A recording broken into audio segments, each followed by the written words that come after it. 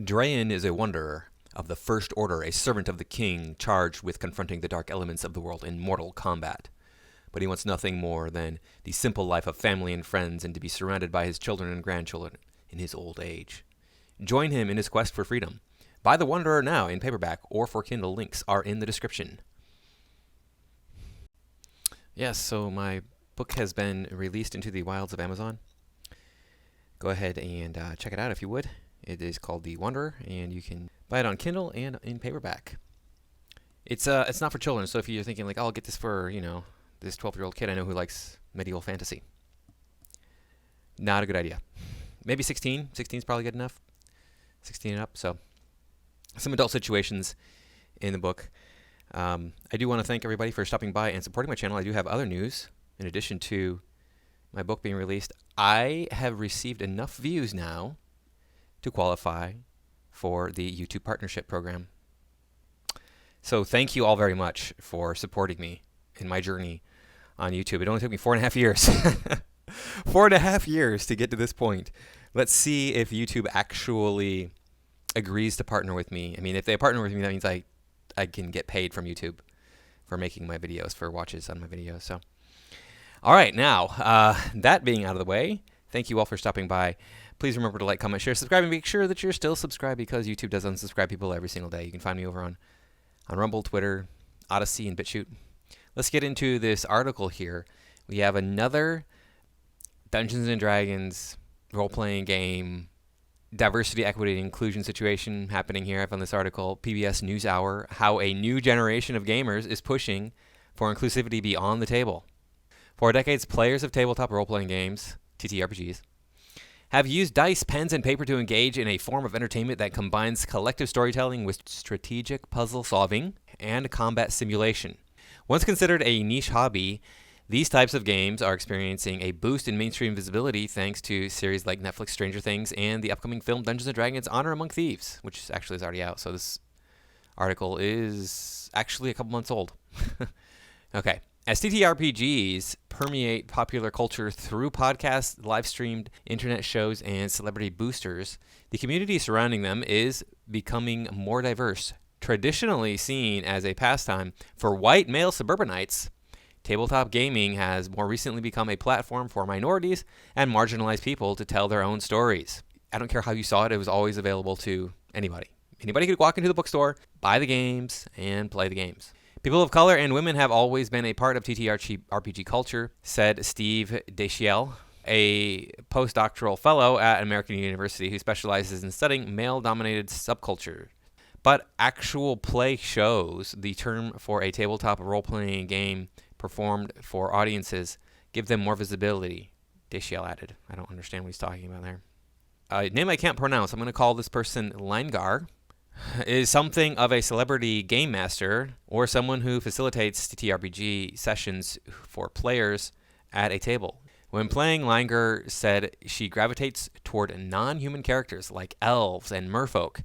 I wonder why that is. I bet she's going to tell us. I bet it's a big part of who she is as a person. Let's find out. Growing up and acculturated as other on several axes of identity, my brain automatically defaults to that, said Langer, who is black and a member of the LGBT community. Even though it is uncomfortable to be othered constantly, it is what I know and it feels right. There's not the trauma attached to otherization, so it feels like a fun opportunity to play in what if being markedly different came with fun benefits. Yeah, you're an idiot. This person is super stupid. When I play tabletop role-playing games, I always want to play something that is not human. I have played in campaigns that were set exclusively as, this is a human campaign, the enemies of the humans are the orcs. I want to play an orphaned orc who was raised by humans. I'm not joking. That is how I approach role-playing games. I want to play a different race. And I am a white male, the standard by which everything is judged, apparently. Yeah. I'm 1/4 Slavic, so maybe that makes me different. That must be what it is. Nobody would guess that by looking at me. Ridiculous. Whatever. When Langar was new to tabletop gaming, she would often go to a local game store to play in community events organized by Wizards of the Coast, but she sometimes felt like an outsider in a space where most players were white men. Oh, it must be terrible for you. For the longest time in this country, most of the inhabitants, like 90% of the inhabitants for a very long time, were white people. And now we have to do away with whitey. But was it 2051? White people are going to be a minority in the country? Just what we need. White people managed to build the greatest country in the world has ever known, period, throughout the entirety of history. But they're evil, bad people. We got to get rid of them. Okay. I know that may sound racist, but I'm guessing that race has something to do with it. It just seems like it does. We'll find out. We'll find out in, the 2050s, apparently. Those were uncurated tables where things got very monoculture very quickly, she said. The first time I played a role-playing game that I can recall with somebody who was not white was when I was like 16. No, maybe 15. I played with a Hispanic man, a boy. He was my age. And then, shortly after that, a black person joined our group. And I already gamed with women at that point, too. So, yeah, I don't know what to tell you. You've always been welcome. You've always been allowed to come. Just because you sit on a table and you're the only person of your own race, it feels so uncomfortable for you, doesn't it? So terrible. One of the most recent groups I played in, I was the only white guy. There was another guy who claimed he was white, but he did not look white. So, you tell me. Recently, actual plays have been finding port with a new generation of gamers, many of whom come from more diverse backgrounds. Social media allows fans of these shows to form communities and organize meetups where they can play the games they watch. This new guard of hobby geeks are highly aware, and if they are not directly BIPOC people, they are allies, said Aaron Trammell. So are they actually very aware? Are they highly aware? It says right here, these new hobby geeks are highly aware. Are they aware, or are they just sensitive to, the poor fifis are the people who think they're being oppressed in the world? Oh, no. But even within these gaming communities, there is some friction. Old School Renaissance, or OSR, is a gaming movement whose players claim they are against outside politics permeating their game space, said Deschale. These players support the use of traditional fantasy tropes in game design, such as the existence of good and evil races with no nuance. OSR gamers are often seen as the old guard of tabletop gaming and tend to idealize the past, which defaults to a white, masculine worldview. Trammell said, yeah, it's white and masculine, No. It's a white worldview, and I know you automatically think that a white worldview is patriarchy. I know that is the connection right there. Oh, white, patriarchy. Arr. The reason it's white is because medieval Europe was dominated, and I don't mean like, it was 51%. No, it was 99.99% white people, okay? So many white people in medieval Europe. So when you're going to play a game that's set in medieval Europe, it's going to be like, white humans. Created in the 1970s, Dungeons & Dragons is one of the first and most prominent. It is the first. It's not one of the first. It is the first TTRPG, and it is the most prominent, yes, TTRPG. And race has been key in character design. Yes, I don't understand why people would play Dungeons & Dragons and play a human. Now there are advantages in 5th edition. You get a bonus to each one of your attributes. That's the only reason to do it. Because, hey, it's way cooler to be something that's not human, I think. Why would you want to be something that's like, I'm this every single day. Why can't I pretend to be something different? That's the whole point of the game, is to pretend to be something different in a situation you're not in. So take it to the extreme is what I say. When players create their in-game personas, they generally choose different aspects from a menu that culminates in an imaginary character with a history, personality, physical traits, and special talents. That's not true. They don't have a history. In 5e, they push this background thing. This is the first edition that's really, maybe 4th edition. I've never seen 4th edition, but before that, it was like you're just a collection of numbers on a page. They didn't want you to go into personality or any of that. Characters can be one of many different races, such as humans, elves, or dwarves. These character types could be considered various species. Yes, that's what the word race means. Okay, there's one race, the human race. Have you ever heard that phrase? Stupid? Wow, no wonder this company is getting a lot of flack for not being inclusive. Some resemble real animals, while others are more like dragons or even angels, but the different beings have always been racially coded, according to Deschale, with humans specifically having always been seen as an analog for white, because it's a medieval European fantasy. You've not actually played the game, have you? This Deschale person. Because one of my favorite settings in Dungeons & Dragons, one of my favorite ones, and don't say Dark Sun, it's not Dark Sun. That is true, but what I'm going to say is Oriental Adventures. Oh, Oriental Adventures, what is that? It's a medieval Asia. It's medieval Eastern Asia. So guess what? There's no white people. Most of the people are Eastern Asian. I don't know what to tell you. I mean, the humans are anyway. There's another great setting in Dungeons & Dragons that I always wanted to play. I made a character for it, but I never got to play it. What is that one? What? Al-Qadim. Al-Qadim is, what is this? This is Middle East? Oh, it's medieval Arabia. Wow, what an amazing concept. Do you mean to tell me that Europe and Asia kind of had a similar Dark Ages medieval period? Huh. What a weird concept. People we romanticize that period of time for humans. I don't know why we do, but it's been going on for some of the earliest movies that were made where they featured medieval Europe. They were set in a medieval Europe setting. So we've romanticized this notion of medieval Europe for a long time. Why don't we have I know, we could have Native American. Wait, they didn't have a medieval period. That's why Africa, the Aborigines in Australia, and the Americas didn't have this high medieval period.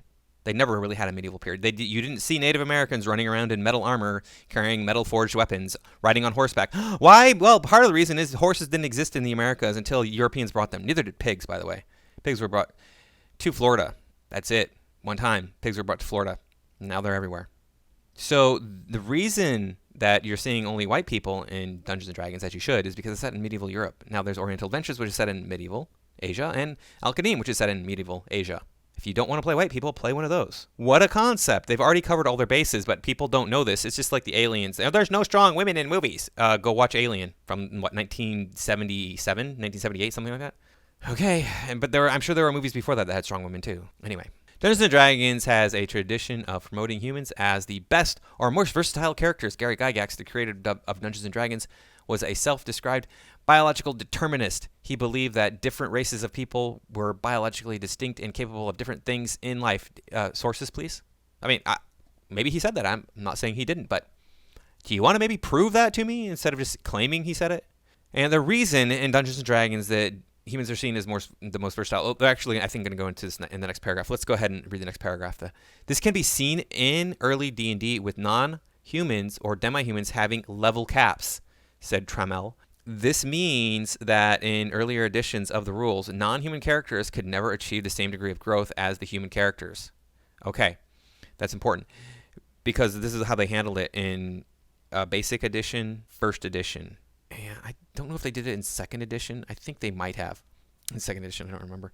I can't stand levels. Levels are the stupidest idea in any role-playing game. They're just ridiculous. Anyway, they lock your character into, that's it. This is what your character is. But the reason they did that was for a game mechanic. It was because they wanted to give people the incentive to play humans. There was no incentive to play a human. Why would I want to play a human when I can play an elf, for example, who gets a dex bonus, can see in the dark. He is immune to certain spells. They have abilities with long swords and bows automatically. So it's like, yeah, why would I play a human when I could play an elf who gets all these cool bonuses? So the draw then, what they decided to do was say, hey, look, a human can go up higher in level because they have greater versatility. And part of their thinking, my understanding, is that they saw humans, like, when we think of elves, we think of, okay, there's this slender being with pointy ears. That's okay, I've got an elf, right? Well, they're thinking humans are more diverse. They don't fit into this category. The human is just very malleable, very adaptable. So that's why they were giving these level caps to the non-human races, mostly for the game mechanic. I disagree with that. I think if you're going to have levels, just anybody can go to any level that they want to. It doesn't matter. Especially elves live for like 2,000 years. Oh, but you can only become a level 10 wizard. That's it. Magic user. In the early editions, magic user. Yeah, what? I'm living for 2,000 years. You think I'm not going to keep studying magic if I want to? Okay. That doesn't make any sense, so I just ignore that stuff. Because, you know what? You can do whatever you want to with your own games. Wow, it's amazing. Additionally, orcs were initially created as a group of bestial humanoids with the sole purpose of being killed by players. This classic evil race could not be chosen by players for their character until 1993, when the release of the Complete Book of Humanoids, a source book for the second edition of Advanced Dungeons & Dragons. The works of J.R.R. Tolkien are created as an inspiration for Dungeons & Dragons within the game's own Appendix N, and Tolkien has described orcs in the xenophobic vernacular in 1950s. So, yeah. Now, I would make up my own games. Started to when I was 12. Make up my own settings. Started to probably when I was younger. And I would let characters play like a lot of different races. Like there's a lot of races in D&D that are goodly races that you're not allowed to play as a player. Why not? You know? Why is it that automatically all of the things from this category right here are evil, for example, or whatever? For example, like maybe I want to play a fairy. Why can't you play a fairy? Fairies exist, sprites exist, brownies. These different creatures exist, but hey, you can't play them. But why not? Wouldn't that be cool if you could? So I would make all these long lists of different races that the players could play. It wasn't just the standard in first edition was humans, elves, half-elves, dwarves, gnomes, halflings, and half-orcs. So there were the 7 races. And then in second edition, they got rid of half-orcs, but they kept the other 6. But I would just be like, hey, whatever race you want to play, basically, go to town. If I deemed a race as evil, then that would be reflected in the gameplay. It's like, okay, well, there's an orc and he's evil, so go get him. Even if it was a player. That's what you get for playing an evil race. Over the years and through subsequent editions of the game, these racial illusions have generally been minimized. In the summer of 2020, amid a reckoning on race and inclusion throughout many industries, Wizards of the Coast released a statement outlining steps it was taking to help everyone to feel at home around the game table and to see positive reflections of themselves within our products. Okay. You can't do that with a closed game system like Dungeons & Dragons. You have to have an open game system like the Die 6 system, GURPS. Those are 2 options, where you can do anything you want to. In a closed game system like D&D, you only have 12 classes. You're automatically limiting what the characters can do. They can't do what the players can do. They can't do. And then on top of that, if you are going to say these are the set races in Dungeons & Dragons, instead of going, hey, look, we have this open game world that I'm working on. We're going to have like different races. Go ahead, players. Design your own race, whatever that may be. And I'll just work it into the setting. That's what a good game master does. Not every time, but that is one of their tools they can pull out of their tool bag. But for every 2 steps forward, they take 1 step back, Trammell said, citing a recent publication's inclusion of a simian race of humanoids reminiscent of old minstrel shows. Yeah, the Hadozi. Terrible thing, that Hadozis. Wizards of the Coast also recently presented a new vernacular for upcoming rule changes to the game, replacing instances of race with species. Oh, we're going to play the semantics game now. They've been talking about this for a while, so. But hey, no, I'm not a human. I'm a Homo sapien. If you call me human, that's an insult. It's got to be Homo sapien. Race and species are the same thing, just like human and Homo sapien. Don't be stupid. Come on. At best, I think that this is an earnest appeal to fans that WotC is taking the representation of race seriously in its games. But at its worst, I really think that this may quash some of the important dialogue that is happening around the topic within fan communities, said Trammell. The problem never was that race was a concept in fantasy worlds. Instead, it has been that fantasy worlds are the product of any number of white supremacist tropes that mirror those in our own. Yeah. It's white supremacy. That's not a thing, stupid. Every race of people has dominated other races of people if they had the opportunity. Every group of people has dominated others. It's how it is. Okay? This whole white supremacist thing is not a real thing. It just it appears to be a thing because there was a lot of race-based slavery 200 years ago. And the notion that, there were lower orders, right? There were people who were lesser and people that were better based on race. We don't have these notions anymore. We understand. The issue was never really race, but essentialism. Oh, of course. Dashiell agreed. And essentialism is baked into the system of D&D. It's in its DNA. No, it's not. I think many people would consider it a completely different game, as race species give advantages and disadvantages, and there needs to be a check and balances system for parity, consistency, and fun. What? What is parity? What are we parroting here? Because if you look at the actual myths of these different races in history, an elf, originally the word elf referred to just any spirit, any supernatural being, a little magical creature, any of them. And then it came to mean something different as time went on, be more precise in its definition. A dwarf and a gnome were the same thing in the ancient texts. They were the same damn thing. It just depended on which culture you were talking to. Some people called it a gnome, some people called it a dwarf, because language changes. Language gets moved around and shifted and stuff. So you don't know what you're talking about. Stop talking. These people, I can't even. Some game systems outside of D&D are doing away with race as a defining aspect of player characters altogether, while other systems are engaging in stories and worlds with non-white, non-Eurocentric designs. Games have been doing this for years. Okay? Talislanta, I believe, was first released in 1982. So that's what, like 6 years after Dungeons & Dragons? Maybe longer, but okay, 10 years after Dungeons & Dragons, let's just say 10 years after Dungeons & Dragons. And in Talisman is medieval fantasy set in an alien, completely alien world where they don't even really have humans. I mean, there's things that are very similar to humans, but it's not really stated these are humans. No, it's more like these are things that are bipedal and look very much like humans, but they're not. You know, they're genetically just not. They just look the same. Monty Cook, owner of Monty Cook Games and a former Dungeons and Dragons designer, developed a setting agnostics game system, meaning it can be used to tell stories in many different genres. A distinguishing feature is that players can create characters without need to consider race or species for mechanical perks. Yeah, again, this has been going on for years and years and years. The hero system was designed originally in the 80s. It's a completely open game system. If you want to play a halfling, you make a character that feels like a halfling. They're smaller, they're weaker, but they're more agile. That's what you do. You make it yourself. You decide what you want to be, and then you make that. There's dozens of games that do that. My game is going to do that, by the way. My game, which should be coming out this year, hopefully, will be open. You can make whatever kind of character you want to. Because I can't stand D&D because it's too limiting.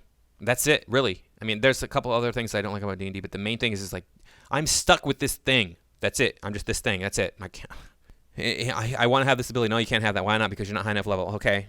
Why can't I just focus on getting that one ability? I'll deny all my other... But no, you can't do that. I want to design my character the way that I want it to be designed, not the way the game tells me it has to be. Ridiculous. Race and class are pre-made buckets that you fill. There you go. He said, by focusing on who your characters are, it gives players more control. Exactly. Like I just said, make a game system. If you're going to play a game at all, be like, here, this is what you can play. You know, you set it up going, hey, okay, we have the 6 races from D&D. Elf, dwarf, gnome, halfling, half-elf, human. We have those 6. That's it. You go ahead and make sure your character looks and feels like one of those, and then you are that thing. And then you get to be whatever profession you can imagine. Go on, do it. Just fill in the blanks. While there are no in-game mechanical benefits to choosing a particular race, Monty Cook Games strives to encourage diversity through artwork. The artwork they commission tries to be inclusive by showing women in the Wild West. Yes, we didn't have any women in the Wild West, by the way. You didn't know that. I know you didn't know that before I read this sentence right here. There were none. It was all men. It was just a big sausage fest. Or children of color exploring a haunted house. Yes, children of color have never been inside of a haunted house, ever, in the entire history of humanity, so Monty Cook has to put it in his book. Sometimes the art depicts people wearing masks so that players can imagine themselves or their characters in those situations. We want everyone to feel welcome, to feel seen, Cook said. Beyond those who play the games, what is often overlooked is the community of people creating and marketing them. When we started in the business, Cook said, all the designers, artists, and editors were of similar backgrounds and ethnicities. But he is seeing the culture change and become more diverse. We want people of all types in the driver's seat, he said. Like I said, it wasn't that long ago that this country was 90% white. And now all of a sudden it's got to be diverse. It's got to be the most diverse place in the world. We got to have like equality amongst all of the races represented in this country. Notice how it's only white countries that have this problem? You don't hear anybody crying about Ghana being too black. You don't hear anybody crying about India being too Indian. Nope. But white countries, they need to be diverse. One example is Coyote and Cow, a new game focused on telling specifically indigenous stories. That you could have done that with the hero system, GURPS, Big Eye, Small Mouth, the Die 6 system, the Omni system. There are so many other systems out there. The more I wanted to create a setting that didn't have colonialism as part of its structure at all, the more I realized the only way to strip that out of the setting was to create an alternate future where colonization never even happened, said Connor Alexander, creator of Coyote and Cow, which has a First Nation setting and themes. Yeah, okay. You could have gone back in time and said, hey, we're going to play like a First Nations setting before colonization happened. How, like, amazing would that be? What a concept. Coyote and Cow began as a reaction to seeing games featuring characters of different cultures without having the same representation behind the scenes. Building the game, the project, which reached over 1 million on Kickstarter, allowed Alexander and a team of native designers to create a world and craft stories that were distinctly non-Anglo-European. For instance, players are encouraged to create characters who are part of expansive, multi-generational families as opposed to the loner trope typically found in Anglo-European fantasy tales. Yeah, okay. You play Dungeons & Dragons in a group. You work together. You help each other out. Yeah. What a concept, even though it's set in medieval Europe. There's plenty of games out there that are not set in medieval Europe. There's hundreds of them. Cinnabar. You never even heard of Cinnabar. It's set on Mars in the distant future when Mars has been pushed out of our solar system. So, yeah, I don't know what to tell you. I mean, there's tons of different games out there that have different settings. You can make up your own setting and be like, hey, look, we're playing D&D, but it's set in what is now North America before Europeans came. Okay, do it. Nobody's stopping you. Nobody's ever stopped you. But these people think they need to raise over $1 million for this crap. Alexander sees the growth in popularity of actual plays as the first step to growing diversity within the hobby. Unfortunately, there hasn't been any breakthrough show yet that has displayed the kind of diversity that I want to see, he said. Don't get me wrong, there are a lot of good actual plays out there with a lot of great folks, but none of them have broken through in a way that I want to see them break through yet. And part of that is due to the dominance of Dungeons & Dragons. Yes, well, Dungeons & Dragons is crap. Stop playing it. In a recent investor meeting, Wizards of the Coast CEO Cynthia Williams described Dungeons & Dragons as under-monetized. The company's goal is to increase products targeting players even after they have purchased the source books needed to play. One of the biggest draws for D&D and TTRPGs is the relatively low cost of investment to start. Once players buy a rulebook, they can keep playing indefinitely, limited only by their own imaginations. You don't need to even buy a rulebook. All you need is a way of randomly generating outcomes, a pencil, and paper. That is it. Randomly generating outcomes, we use dice for that. There's other ways you can do it. You can do it with other things. But dice are kind of the easiest, most accessible way of doing it. You could buy one die and make up rules for everything around that one die, and there you go. You don't even need to buy a rule book. You could have one die to determine outcomes. That's it. Just a single one. Your barrier to entry is I need to own a single die, a pencil, and some paper. That's it. That's all you need to play a role-playing game. And technically, you don't even really need that if you just want to like pretend. You want to play pretend, because we were doing that as kids without anything, right? We just run around with maybe a towel wrapped around our neck playing superhero. The imaginative freedom is what gives minorities and marginalized people the opportunity to build worlds that center their own stories on a community level. This creativity can be seen in the proliferation of homebrew games made by fans who customize their settings, characters, and rules of published systems to their liking. Corporations and collective storytelling may sometimes be at odds, but a thing does not have to be perfect to be good, Langer said. As a black woman and queer, if I had to throw away every piece of fiction that did any of my identities dirty, I would have nothing to do but sit quietly in a room. That's because you're too sensitive. Everything is sexist, everything is racist, everything is homophobic, and you have to point it all out. Thank you, Anita. It was well put. This gets worse. We have the D&D Summit here, the Creator Summit. Went through all these are like all the Q&A stuff right down here. It's pretty intense. I clipped out all of this stuff, not actually all the stuff, but most of the stuff that had to do with diversity, equity, and inclusion. Look, question about equity, because one of the great things about TTRPGs is that it's a low threshold to play. You need dice, pencil, paper, a book. As technology increases, it becomes an equity issue for people. How are you going to address that? For example, will plane maps be available for free as opposed to the 3D maps? Because they want to make sure that anybody of any race can afford to buy the maps for the game, because people earn money based on the color of their skin in the United States and other white countries. Don't you know? Ridiculous. People are so freaking brainwashed. The director of the inclusivity then stepped up to address this further. I don't care. Whatever that was talking about. They talk about like the roomie rule. I don't know what that is, something with NFL. Okay. I think it's awesome that accessibility. I think it's supposed to be we have accessibility and inclusivity. Would there ever be a release of content specifically for DMs, players, etc., to implement on their end so they can be more knowledgeable and implement on their end? I think it's something we are passionate about, but we need those educational tools. You need to learn how to be more inclusive. Oh, if we're not inclusive, we're going to be considered racist. Oh no. Yeah. The last group I was involved in, I said, I made the comment, orcs, I imagine, can't bake very well. The game master looked at me and said, that's racist. By the way, he was a white man. who said this. Wow, what do you know? He's already been educated. But, he's LGBTQ. He's one of those gay people. So he clearly, he knows. He knows just in his heart. And I'm like, it's not racist to claim that orcs can't bake as well as humans, because I imagine orcs being more bestial, they're not as intelligent. There's no reason to believe that orcs are not as intelligent as humans. How dare you? Oh, okay. They're more bestial, and every book says they're less intelligent than humans. So you tell me. It's not racist to claim that a stupider race cannot bake as well as a more intelligent race. It's mind-boggling to me, but whatever.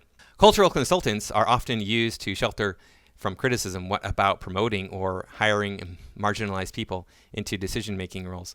And what are the policies and procedures to place after recommendations are given so they are acted upon? Yeah, we got to make sure we have DEI in executive roles. There have been several missteps in the handling of race in D&D, handling the Hadozi, long-standing issues about orcs. Yes, orcs are just the worst, aren't they? Changing the terms race and more. Tasha's addressed it a little bit. What is your game plan for addressing this in the future? What is WotC's high-level approach to handling it, and how to rebuild trust? Yeah. So they have those people, those sensitivity reader people, just what we need. Hey, look, if you're going to be offended by the written word in a make-believe world, you're stupid, okay? It's make-believe. It's there to have fun with. If they present you in this make-believe world with racism, that's something for you to consider and think about. That's just how it is. People of different races think that they're better than other people of other races. It happens all the time. What is a wizard's core value at a high level? With queer, trans, etc. players more visible than possible, which it has dangers. What is your core audience? What is your plan for race? Yeah, more garbage. Who cares? They got rid of savage and dim-witted because those are offensive words. We don't want to have those in our book. Savage just means native, right? It just means like somebody who lives a primitive lifestyle, basically. And then dim-witted means you're not smart. What do you expect to? I don't know what to tell you. They're changing the name of the spell feeble mind because it's offensive. I'm like, it pretty much describes a spell that makes you stupid. I think that's a pretty good. What are you going to call the spell? Stupid? Make stupid. All right. Well, feeble mind just means stupid. So what? I don't understand. It often sounds like changes are made at the end of the process to be inclusive. I think we'd like to hear more about the steps taken in the early stages. Who is in the room from day one, making sure not only is it something that can be caught in review, but make sure it never in the book in the first place. So they have like a review process. They send it to more than one person, etc. With all of this discussion of inclusivity after having cut Black Dice Society and other similar BIPOC shows, how can we trust you? I know how much it takes to run a show. It's great to talk about equity and inclusion, but money talks. So what about seed money or something, because a D&D backed show means a lot.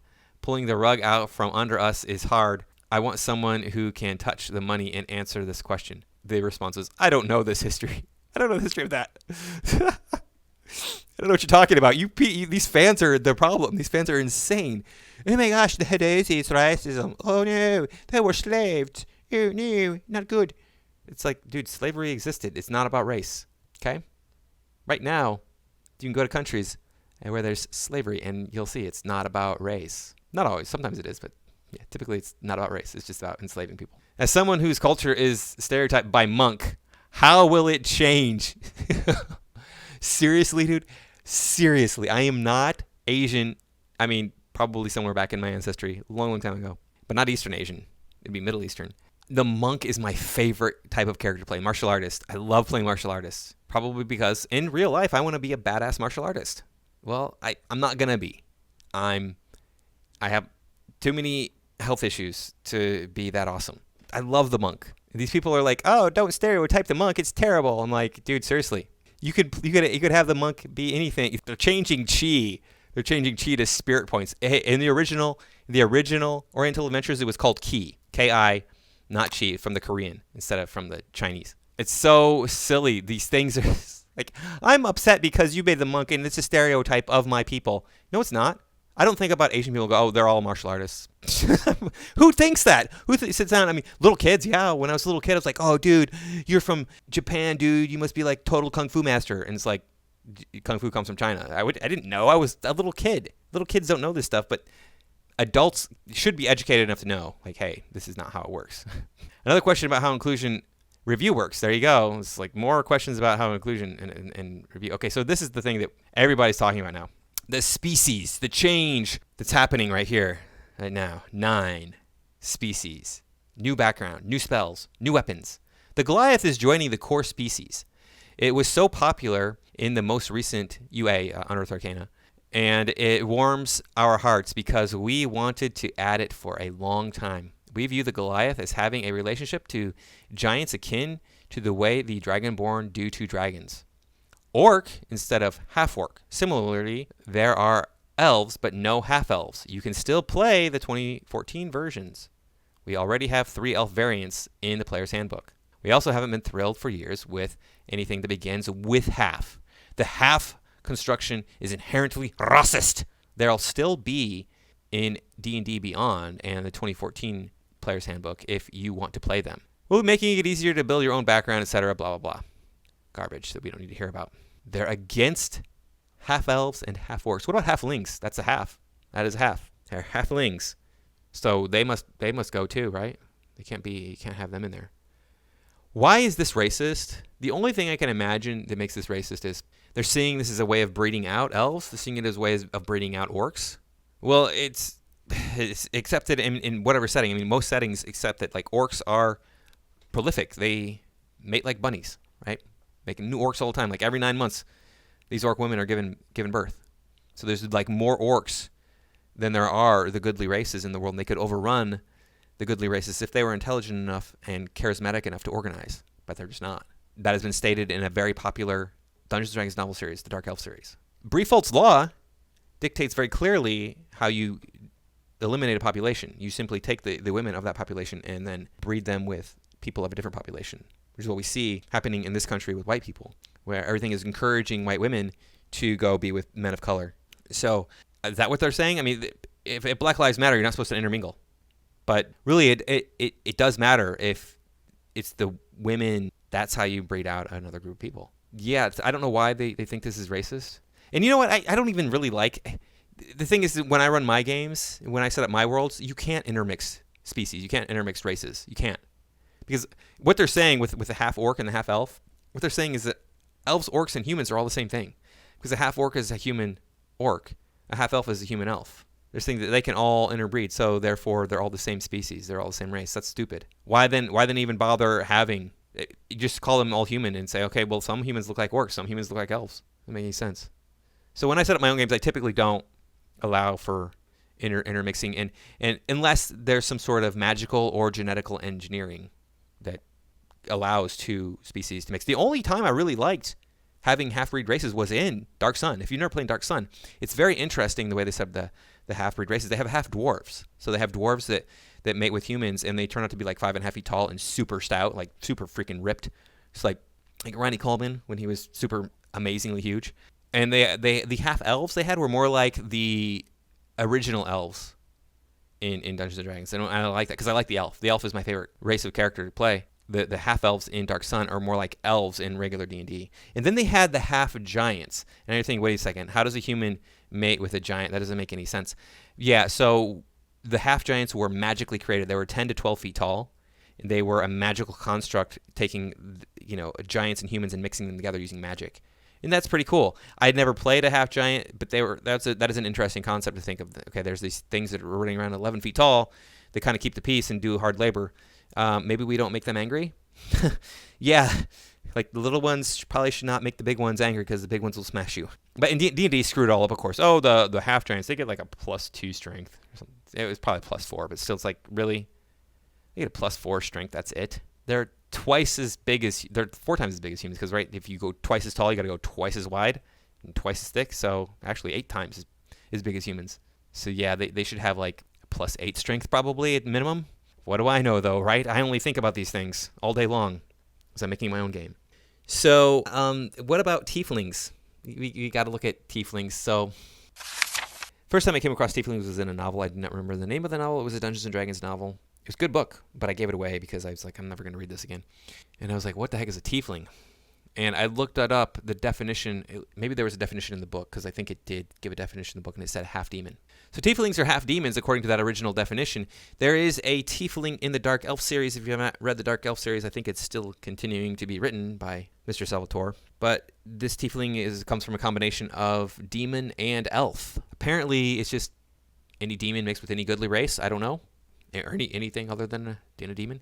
But in here, they want to define it differently. But we'll take a look at this because it's going to be fun and interesting. We're not going to read this little dialogue intro, but we'll start reading here. To be greeted with stares and whispers, to suffer violence and insult on the street, to see mistrust and fear in every eye. This is the lot of the tiefling. Does that sound familiar to you? Does that sound like how any current living human group of human beings known as race describe what happens to them on a daily basis? I think it does. And to twist the knife, tieflings know that this is because of a pact struck generations ago, infused the essence of Asmodeus, overlord of the nine hells, into their bloodline. Their appearance and their nature are not their fault, but the result of an ancient sin for which they and their children and their children's children will always be held accountable. Yeah, orcs are the ones that are a representation for black people, because this describes how I am told black people are treated and thought of every single day in this country. I'm not saying that I feel that way about them, but this is what I hear. This is what my understanding is. We're not going to read their physical descriptions. This talks about they have horns, whatever. Okay. We're going to come down here on self-reliant and suspicious. Tieflings subsist in small minorities. Found mostly in human cities or towns, often in the roughest quarters of those places. Where they grow up to be swindlers, thieves, and crime lords. Sometimes they live among other minority populations in enclaves where they are treated with more respect. Lacking a homeland, tieflings know that they have to make their own way in the world and that they have to be strong to survive. They are not quick to trust anyone who claims to be a friend, but when a tiefling's companions demonstrate that they trust him or her, the tiefling learns to extend the same trust to them. And once the tiefling gives someone loyalty, the tiefling is a firm friend or ally for life. And it goes into tiefling names and tiefling ability modifiers for game purposes. I mean, to me, that sounds very much how I'm told that black people experience life in the United States. Orcs are not a stand-in for black people. They never have been. If you think that, you're delusional. But it really does sound like the tieflings are, doesn't it? It really does sound like the tieflings are a stand-in for African people in the United States. Or in Europe, probably, too. Yeah, weird how that is. But no, we got to get rid of the half-breed races. Yeah, can't have any of those. Okay, whatever. I don't understand how that's racist, but, you know, none of this stuff is racist. It's just people whinging about stuff that doesn't make any sense. Anyway, thank you for watching. I will see you all in the next video.